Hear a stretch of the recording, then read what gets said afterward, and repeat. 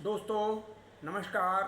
जय संविधान जय भारत। आप देख रहे हैं BS सोशल डेली न्यूज। मैं वीरेंद्र सिंह। आज हम आरक्षण पर बात करेंगे।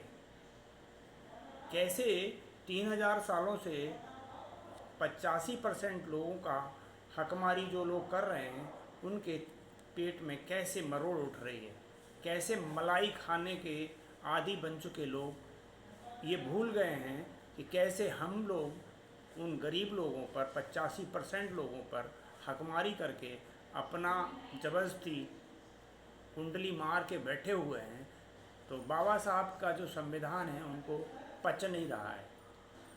और उसी संदर्भ में मैं बात करूंगा कि देश में 3000 वर्षों से 85% भोजन समाज के लोगों को शिक्षा से वंचित रखा गया।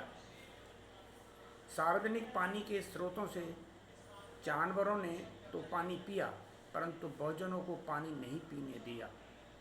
यहाँ तक कि उनके अपने ही बहुजनों से बाल नहीं कटवाने दिए गए, कपड़े नहीं धुलवाने दिए गए। यहाँ तक कि इन विदेशी बामनों ने मंदिर में पूजा तक नहीं करने दी।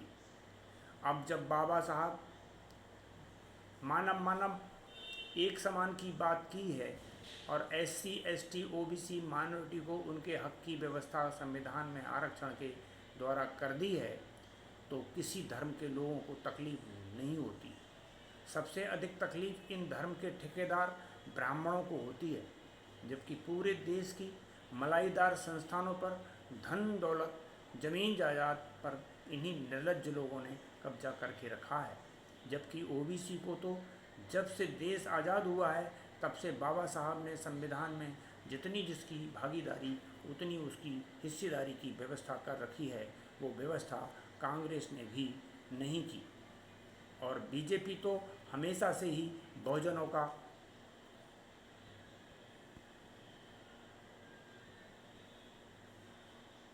के आरक्षण के खिलाफ थी।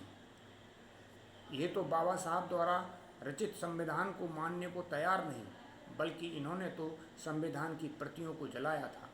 EWS के 10% कोटे पर सभी इन ब्राह्मणों ने कब्जा करके रखा है।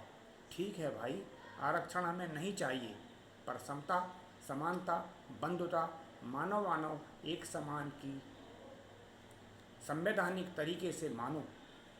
और जितने मठ मंदिर आज धार्मिक स्थल हैं उन पर सब मठाधीश पुजारी महंत बनने का मौका, जिसकी जितनी हिस्सेदारी उतनी उसकी भागीदारी होनी चाहिए। और इसकी एक योग्यता निर्धारित होनी चाहिए और निष्पक्ष एक परीक्षा होनी चाहिए। जो परीक्षा उत्तीर्ण करेगा वो पारदर्शी तरीके से चयनित किया जाना चाहिए। और नहीं तो देश में सबको समान करने के लिए संवैधानिक व्यवस्था के अलावा कोई भी समाधान नहीं है। देश का युवा अब जाग गया है। संविधान को या संविधान सम्मत जो आरक्षण की व्यवस्था है या जो नहीं हुई है,